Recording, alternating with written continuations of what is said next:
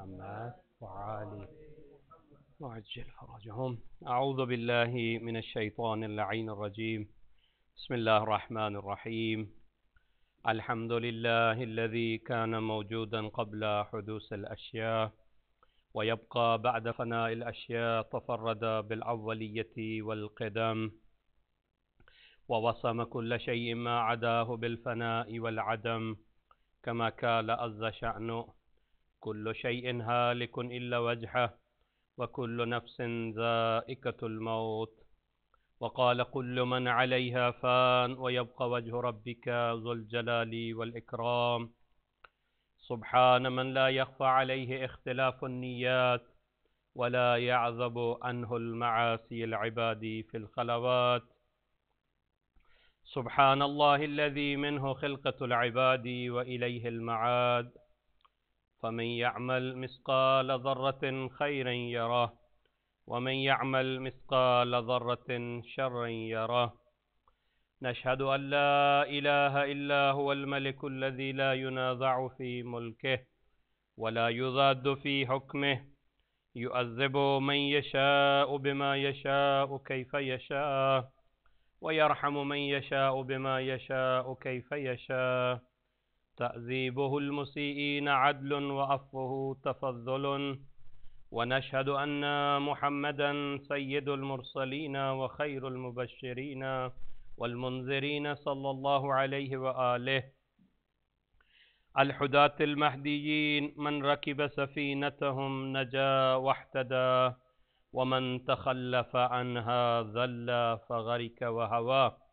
أوصيكم عباد الله بالاعتصام بالتقوى، فإنه حبل متين وأروة وثقى، وبمبادرتكم الموت قبل حلوله وإعداد العمل الصالح قبل نزوله، فإنه وارد واقع نازل، وإن تفروا منه أو كنتم في بروج مشيدة. الله الله عباد الله، فإن كل حي في الدنيا إلى فناء وكل مدة فيها إلى انتهاء. فوا عجبا كيف هذه الغفلة، وإنما نحن كركب وقوف من أبناء السبيل، سيضرب عليهم تبل الرحيل فيرتحلون عما قليل وأسفا. إلى متى تلك الرقدة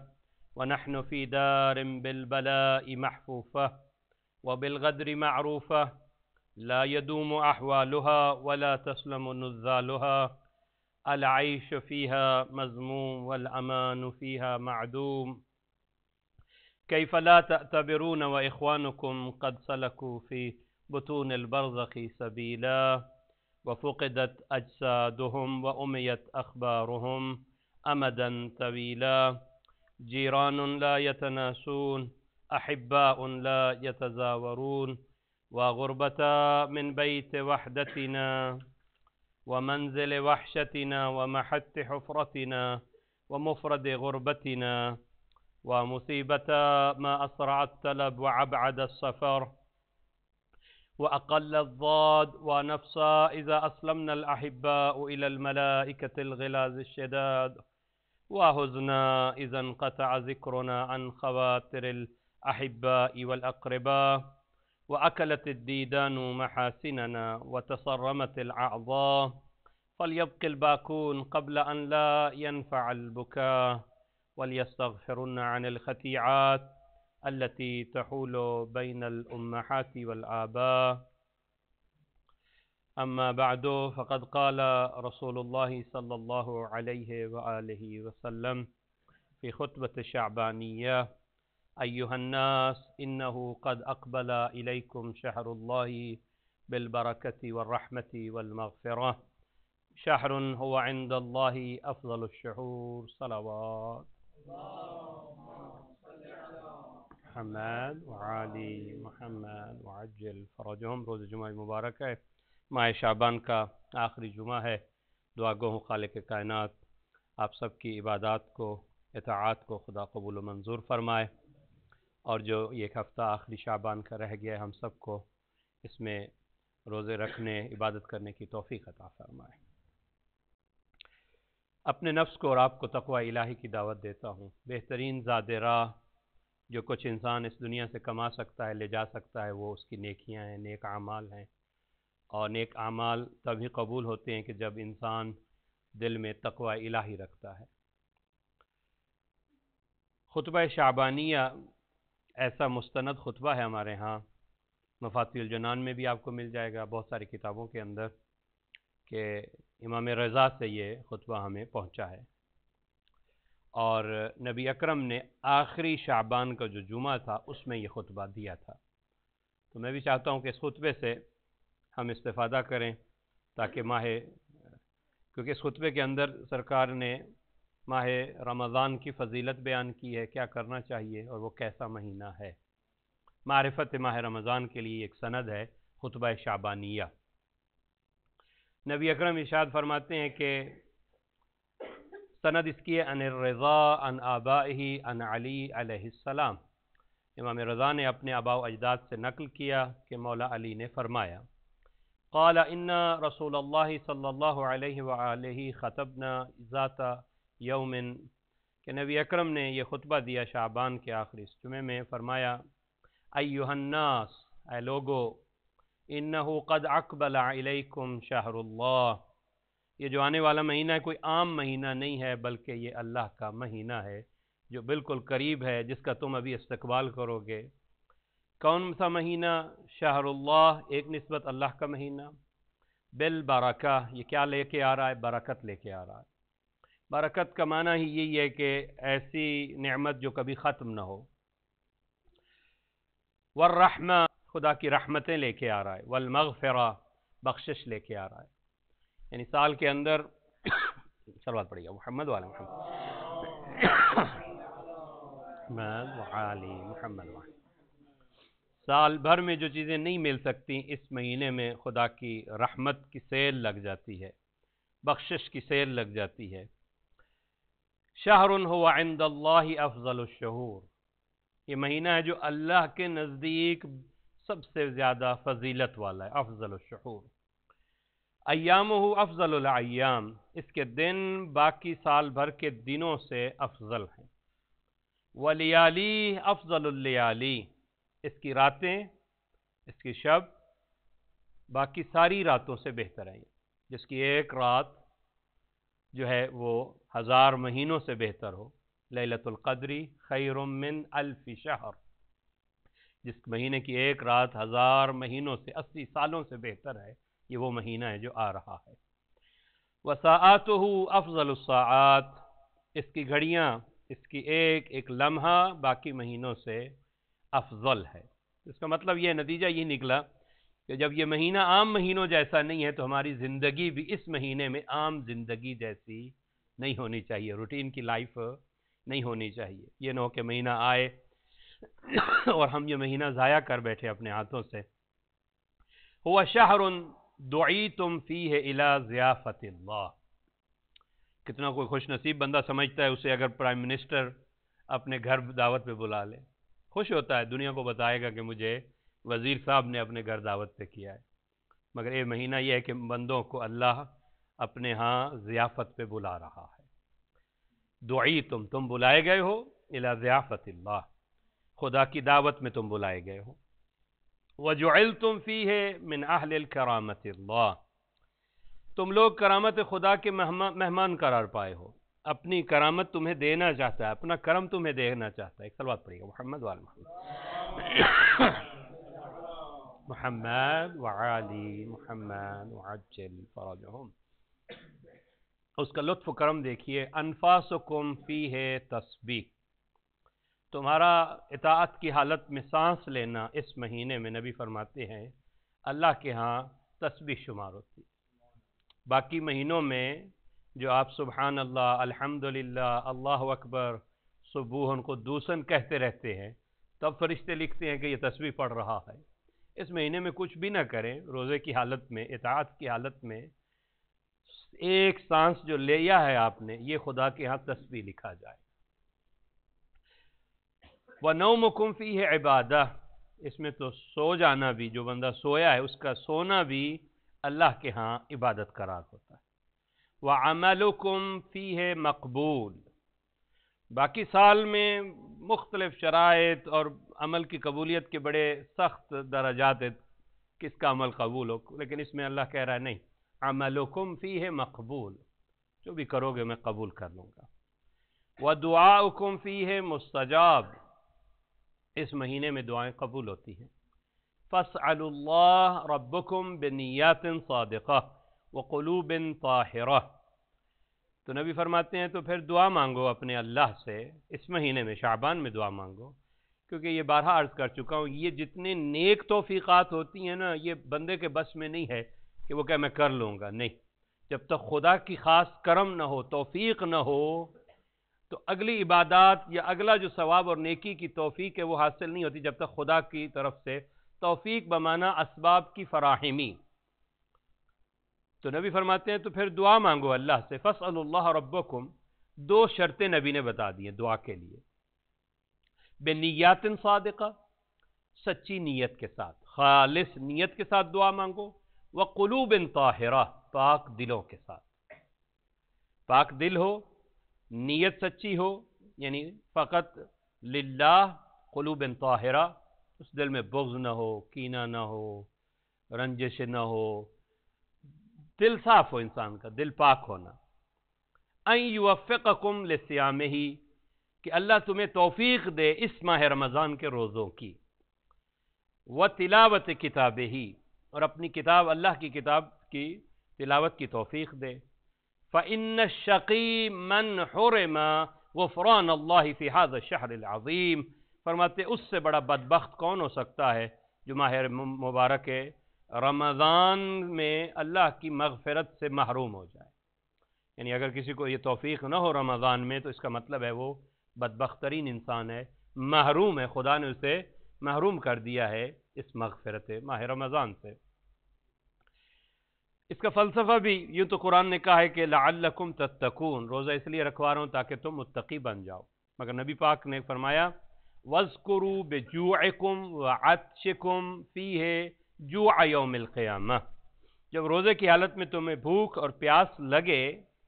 تو پھر یاد کرو قیامت کی پیاس کو، قیامت کی بھوک کو، تمہیں احساس ہو کہ یوم محشر کیا عالم ہوگا، جب انسان بھوکا اور پیاسا ہوتا ہے تو اس کی کیا کیفیت ہوتی ہے۔ وَتَصَدَّقُوا عَلَى فُقَرَائِكُمْ وَمَسَاكِينِكُمْ، اسی مہینے میں پہلا کام تو یہ کرو جب روزہ رکھو بھوک اور پیاس کی حالت میں، قیامت کو یاد رکھو۔ تَصَدَّقُوا عَلَى فُقَرَائِكُمْ، قرآن مجید میں معصومین کے کلام میں آپ ذرا دیکھیے، خوبصورتی یہ ہے جہاں قیامت اور خدا کی بات کی جاتی ہے وہیں پہ فوراً اپنے جیسے انسانوں کی بات کی جاتی ہے۔ یعنی دین کچھ ایسے تھے جو فقط رہبانیت سکھا رہے تھے، خدا کے ہو جاؤ، دنیا کو چھوڑ دو، اور اب معاشرے میں کچھ ایسے ہیں کہ جو خدا کو چھوڑ کے فقط فلاحی بہبود کے کام کرنے لگے ہوئے ہیں۔ نہیں، اسلام میں دونوں چیزیں ہیں، پہلی چیز خدا کے ساتھ وابستہ ہو جاؤ، پھر فقط خدا کے ساتھ ہی کافی نہیں، تصدقوا علی فقرائکم، اپنے غریبوں جو تمہارے معاشرے میں فقیر ہیں ان کو صدقہ کرو، ومساکینکم، جو مساکین ہیں، جو کمزور افراد ہیں، مالی طور پہ کمزور ہیں، جو محتاج ہیں، ان کو صدقہ کرو اس مہینے کے اندر۔ وَوَقِّرُوا كِبَارَكُمْ وَارْحَمُوا صِغَارَكُمْ، بہترین تعلیمات محمد وآل محمد کی، فرمایا عزت کرو اپنے بڑوں کی، وَقِّرُوا كِبَارَكُمْ، اس مہینے میں، یعنی یہ مہینہ فقط بھوک اور پیاس نہیں ہے، بعض انسان سمجھتے ہیں روزے آ گئے ہیں بس ہمیں بھوکا رہنا ہے، پیاسا رہنا ہے، نہیں، در حقیقت منزل اور ہے جہاں خدا آپ کو لے جانا چاہتا ہے، ایک تربیت کا مہینہ ہے۔ اس مہینے میں اطاعت خدا میں جب آپ نے بہت ساری چیزیں چھوڑ دی ہیں، بہت سارے کام چھوڑ دیے ہیں جو عام سال کے اندر حلال تھے، آپ نے حلال چیزیں بھی چھوڑ دی ہیں خدا کے حکم کے مطابق، تو خدا کہہ رہا ہے اب کیا کرو، اپنے اخلاق کو بھی ٹھیک کرو اس ماہ رمضان میں، وَقِّرُوا قِبَارَكُمْ، جو بھی تم سے بڑا ہے اس کی عزت کرو، وَارْحَمُوا صِغَارَكُمْ، اور جو تم سے چھوٹا ہے اس پہ رحم کرو، بڑے کی عزت کرو، چھوٹے پہ رحم کرو، معاملہ رحم سے کرو، تمہارے معاملے کے ساتھ، یعنی اس میں بعض لوگ عدالت سے بھی بہترین ہے احسان، اس لیے قرآن کہہ رہا ہے کہ عدل کرو، اعدلوا هو اقرب للتقوی، تقوی کے تمہیں قریب کر دے گا۔ مگر احسان کا بھی قرآن، عدل کی اگلی منزل احسان ہے۔ عدل ہے کہ جو جیسا ہونا چاہیے ویسے کر دیا جائے، مگر احسان ہے کہ معاف کر دے انسان۔ وَصِلُوا أَرْحَامَكُمْ، اور ارحام یعنی تمہارے قریبی رشتہ دار۔ وَصِلُوا، صلہ رحمی کرو اس مہینے کے اندر۔ یہاں پہ اس کی تشریح کی جا سکتی ہے وَقِّرُوا قِبَارَكُمْ کی وَوَرْحَمُوا صِغَارَكُمْ۔ امام زین العابدین علیہ السلام ارشاد فرماتے ہیں محمد وعلی محمد وعجل فرجہم، بہت ہی خوبصورت ان کی بڑوں کی عزت اس لیے کرو، ریزن دی ہے اس لیے کہ ان کی نیکیاں زیادہ ہیں تم سے، اس لیے کہ وہ دنیا میں پہلے تم سے آئے، وہ تم سے پہلے مومن ہیں، تم سے پہلے کے عزادار ہیں، تم سے زیادہ مجالس سنی ہوں گی، زیادہ انہوں نے ذکر اہل بیت کیا ہوگا، لہٰذا جس کی نیکیاں زیادہ ہے وہ قابل عزت ہے۔ اور کہا کہ چھوٹوں کی عزت کرو اس لیے کہ ان کے گناہ کم ہیں، تم اس لحاظ سے کہ بڑے ہو تو گناہ بھی زیادہ ہوں گے، جو چھوٹا ہے اس کے گناہ کم ہیں۔ اور اگر ہم ایج ہے، ہم سن ہے، تو پھر بھی اس کی عزت کرو اس لیے کہ اپنے گناہوں کا یقین ہے، اس کے گناہوں کا تو شک ہے، سنا ہے کہ اس نے یہ کیا ہوگا، تو اس لیے بھی وَارْحَمُوا صِغَارَكُمْ، یہ ماہ رمضان کو انسان اپنی اخلاقی اور اپنی تربیت کا مہینہ قرار دے۔ وَصِلُوا أَرْحَامَكُمْ، اپنے رحم یعنی جو بھی آپ کا خونی رشتہ دار ہے اس کے ساتھ صلہ رحم رکھو۔ کچھ چیزیں ایسی ہیں جو اس دنیا میں ہی انسان اس کا صلہ پا لیتا ہے، ان میں سے ایک چیز ہے غریب رشتہ داروں کے ساتھ صلہ رحمی کرنا۔ صلہ رحمی کی ادنا حد یہ ہے کہ کم از کم اس سے عید آ گئی ہے تو اس کے گھر چلا جائے، اسے فون کر لے، بیمار ہے تو اسے عیادت کر لے، محتاج ہے تو اس کی مدد کر دے، یہ ادنا حد ہے صلہ رحمی کی۔ اور یہاں پہ میں نے پہلے بھی عرض کیا تھا، ایک پوائنٹ آپ کو بتایا تھا کہ حدیث کے الفاظ میں سے یہ ہے کہ مومن دوسرے مومن سے جو ناراض ہے 3 دن تک اسے اجازت ہے، غصے کی حالت میں 3 دن بول چال یعنی قطع تعلق جسے ہم کہتے ہیں، بات چیت بند کر دینا 3 دن تک ٹھیک ہے، مگر 3 دن سے زیادہ جائز نہیں ہے جو کسی بندہ مومن سے قطع تعلق کر لے۔ لیکن یہاں بھی علماء نے کہا کہ یہ رشتہ داروں کے بارے میں نہیں ہے، یہ جو ویسے دوست احباب ہوں یا مومن ہوں، صلہ رحمی اور قطع رحمی جب رشتہ دار کی بات آتی ہے تو اس میں 3 دن بھی جائز نہیں ہے جو کسی اپنے رشتہ دار سے قطع تعلق کر لے۔ وَاحْفَظُوا أَلْسِنَتَكُمْ، اپنی زبانوں کی حفاظت کرو۔ بہترین اگر کوئی چاہتا ہے اپنے نفس کی تربیت کرے، علماء اخلاق کہتے ہیں اپنی زبان سے شروع کرے، 40 دن اس زبان پہ کنٹرول کر لے تو کیسے عجائب اس کے سامنے خود بخود ظاہر ہو جائیں گے۔ نسخہ آپ لے لیں کہ میں نے اس زبان پہ اس کی حفاظت کرنی، اس سے جھوٹ نہیں بولنا زبان سے، اس زبان سے میں نے غیبت نہیں کرنی، اس زبان سے میں نے تہمت نہیں لگانی کسی سے۔ علماء اخلاق نے لکھا باقی اجزاء جو ہیں انسان کے، ہاتھ، آنکھیں، کان، یہ سارے اجزاء انسان ہیں نا، اس سے بڑے چیدہ گناہ جو ہو سکتے 1 2 4، اس سے زیادہ گناہ نہیں ہو سکتے باقی اجزاء انسان سے، مگر اس زبان سے علماء نے لکھا 75 گناہ ہیں جو اس زبان سے ہو جاتے ہیں۔ صحابی نے کہا یا رسول اللہ، آپ نے کہا ہے کہ قبر میں حشرات الارض ہوتے ہیں، مگر ہم جب قبر میں دفن کرتے ہیں تو قبر تو صاف ہوتی ہے، اس میں کچھ بھی نہیں ہوتا۔ تو نبی نے اشارہ کیا بندہ اپنی اس زبان کے سبب قبر میں ساتھ لے کے آتا ہے۔ وَاحْفِظُوا أَلْسِنَتَكُمْ، اپنی زبانوں کی حفاظت کرو۔ وَغُضُّوا عَمَّا لَا يَحِلُّ النَّظَرُ إِلَيْهِ أَبْصَارَكُمْ، اور ان آنکھوں کو روک دو ان چیزوں کے دیکھنے سے جن کا دیکھنا جائز نہیں ہے۔ وَعَمَّا لَا يَحِلُّ اسْتِمَاعُ إِلَيْهِ أَسْمَاءَكُمْ، اپنے کانوں کو روک دو ان چیزوں کے سننے سے جن کا سننا جائز نہیں ہے۔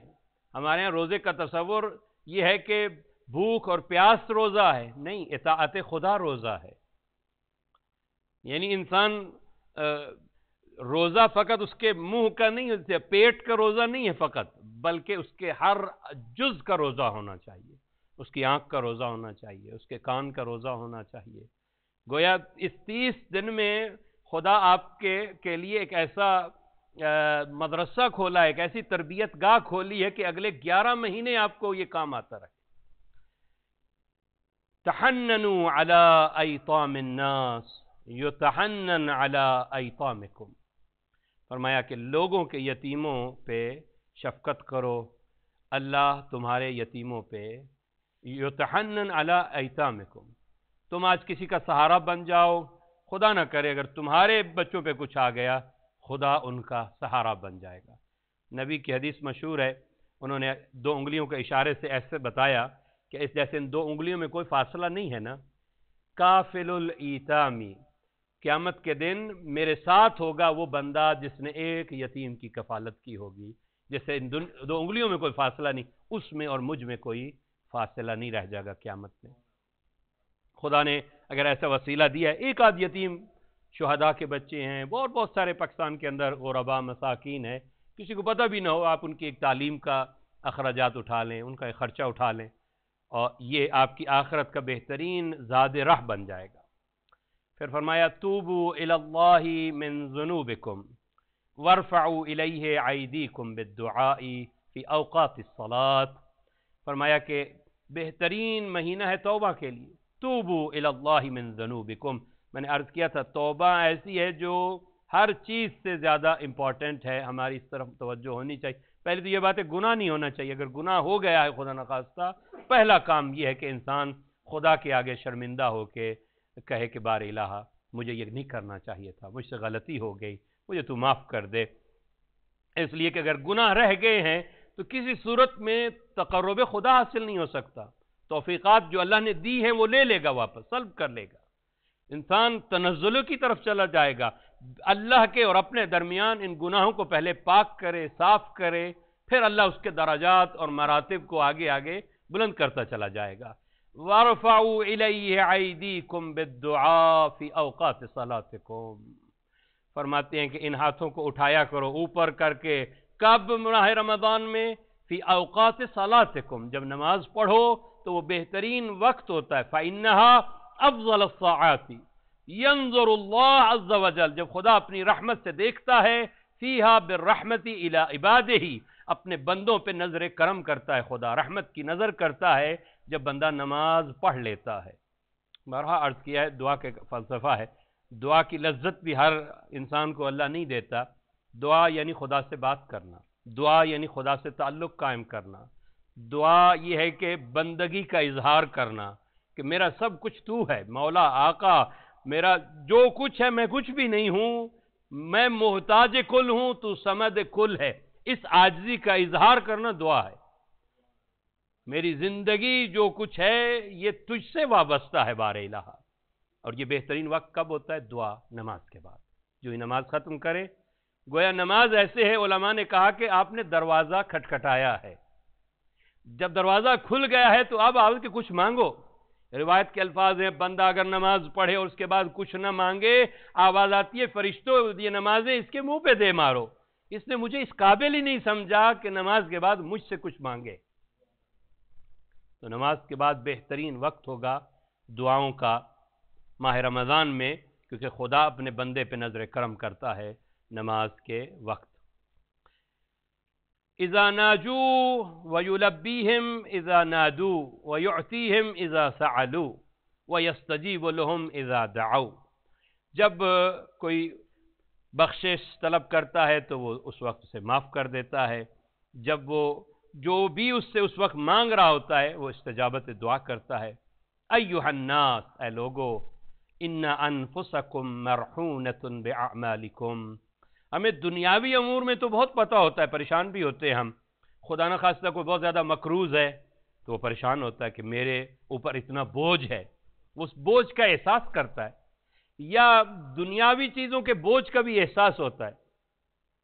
خدا نہ خواستہ کسی نے اس سے زیادتی کی ہے تو اس بوجھ کا احساس، یا اس نے کسی سے کی ہے تو یہ بھی ایک درجہ ہے کہ اس کے نفس کے اندر ایک بوجھ محسوس ہوتا ہے، یا خدا نہ خواستہ کوئی اور پریشانی ہے تو اس پریشانی کا ایک بوجھ اسے محسوس ہوتا ہے۔ اسی طرح دوستو یہ گناہوں کا بوجھ ہے جس کا ادراک ہر کوئی نہیں کر سکتا، جو انسان نے اپنے اوپر ظلم کیا ہے، گناہ کیے ہیں، خدا کی نافرمانی کی ہے، تو نبی فرماتے ہیں ایھا الناس، اے لوگو، انفسکم مرہونۃ باعمالکم، تمہارے نفس قیدی ہیں ان گناہوں کے، تم نے اپنی پشتوں کو گناہوں کی بار کی وجہ سے سنگین کر رکھا ہے، تو کیا کرو؟ فَفَقُوحَا بِاسْتِغْفَارِكُمْ، اپنے آپ کو آزادی دلاؤ استغفار کے ذریعے سے۔ ان گناہوں سے نکلنے کے لیے، پاک ہونے کے لیے ضروری ہے کہ توبہ کرو۔ ظہورکم ثقیلا من اوزارکم فخففوا عنہا بطول سجودکم، اس گناہ کے وزن کو کم کرنا چاہتے ہو تو پھر نبی پاک فرماتے ہیں لمبے لمبے سجدے کیا کرو۔ سب سے زیادہ بندہ جب خدا سے قریب تر ہوتا ہے وہ حالت سجدے میں ہے، اس لیے نماز میں ایک دم سجدہ نہیں کروایا گیا، پہلے کہا کہ قیام ہے کہ اس کی بارگاہ میں آ جاؤ، اس سے دعا کرو، اہدنا الصراط المستقیم ایاک نعبد و ایاک نستعین، حمد کرو اس کی۔ اب تھوڑا سا تقرب جب زیادہ ہو گیا یعنی اس منزل سے، تو اب اجازت مل گئی ہے کہ تھوڑا سا اور قریب آ جاؤ رکوع کی حالت میں، سبحان ربی العظیم و بحمدہ، کہ بار الہا تو اس سے بھی بلند بالا ہے جو میں تیری تعریف کر رہا ہوں، میں لفظوں میں تیری تعریف نہیں کر سکتا، پاک ہے تیری ذات، یعنی میری تعریف سے بھی پاک ہے تیری ذات، بلند ہے تیری ذات۔ اور پھر اس کے بعد کہتا ہے سمیع اللہ لمن حمیدہ، میں یہ جو کہہ رہا ہوں میرا رب سن رہا ہے، ایسے ہی نہیں ہے کہ میں کہہ رہا ہوں، اللہ میری بات کو سن رہا ہے۔ اب اجازت گویا مل جاتی ہے کہ اور قریب آ جا۔ سجدے کی حالت میں انسان خدا سے سب سے زیادہ قریب تر ہوتا ہے، تو اپنے پشتوں کو جو گناہوں سے بوجھ سے بھاری ہو چکی ہیں، لمبے سجدوں سے انسان اس کو ہلکا کر سکتا ہے۔ صلوات پڑھیے گا محمد وعلی محمد علی محمد۔ اور نبی فرماتے ہیں وَاعْلَمُوا، جان لو، ان اللہ اقسم بعزتہ، اللہ نے اپنی عزت کی قسم کھائی ہے، ان لا يعذب المصلین والساجدین، اللہ نمازیوں کو اور سجدہ کرنے والوں کو عذاب نہیں دے گا، عذاب قیامت سے بچ جائیں گے۔ ان لا يعذب المصلین والساجدین وان لا يروعهم بالنار، اور آتش جہنم سے انہیں نہیں ڈرائے گا جو نماز پڑھتا ہے، جو سجدہ کرتا ہے۔ یوم یقوم الناس لرب العالمین، جب بندے اپنے اللہ کی بارگاہ میں کھڑے ہوں گے قیامت کے دن، اس وقت نمازی اور سجدہ کرنے والے اس کے عذاب اور آگے جہنم سے بچے ہوئے ہوں گے۔ ایھا الناس، اے لوگو، من فطر منکم صائما مؤمنا فی ھذا الشہر کان له بذلک عند اللہ عتق نسمہ عتق رقبہ، اے لوگو تم میں سے کوئی اس مہینے میں کسی ایک مؤمن روزہ دار کو افطار کرائے۔ من فطر منکم صائما مؤمنا، ہمارے یہاں عموماً افطاری میں بھی ہم دنیا داری کرتے ہیں، اپنوں کو بلاتے ہیں یا خصوصی نہیں، فرمایا مؤمنن، کو بھی کسی مومن کو للہ افطار کرا دے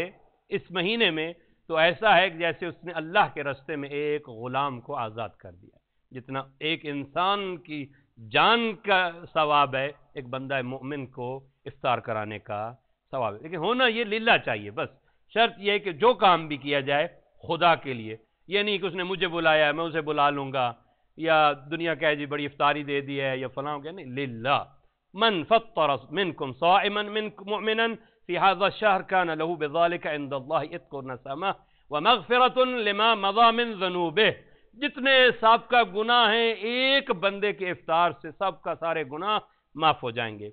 اب ایک صحابی کھڑا ہو گیا اس خطبے کے دوران، کہا قیل یا رسول اللہ فلیس کلنا یقدر علی ذلک، ہم میں سے ہر بندہ تو اس قابل نہیں ہے، کیونکہ ثواب اتنا دیکھا ہے کہ ایک بندے کی آزادی جتنا ثواب ہے اور سابقہ سارے گناہ معاف ہو جاتے ہیں، تو بندے کا میں تو محروم ہو گیا، میں تو ایک بندے کو بھی افطار نہیں کرا سکتا، تو میری حیثیت نہیں۔ قیل یا رسول اللہ فلیس کلنا یقدر علی ذلک، ہم میں سے ہر بندہ تو ایسا نہیں کر سکتا۔ فقال صلی اللہ علیہ وآلہ اتقوا النار، جہنم کی آگ سے بچاؤ اپنے آپ کو، ولو بشق تمرہ، اتقوا النار ولو بشربۃ من ماء، چاہے آدھے کھجور سے پھر بھی جہنم سے اپنے آپ کو بچاؤ، آدھی کھجور سے بھی کسی کو افطار کرا دو، یا ایک گھونٹ پانی بھی اگر کسی کو دے دو افطار کے لیے، وہی ثواب مل جائے گا اگر اس کی حیثیت نہیں رکھتے۔ صلوات پڑھیے گا محمد وآل محمد۔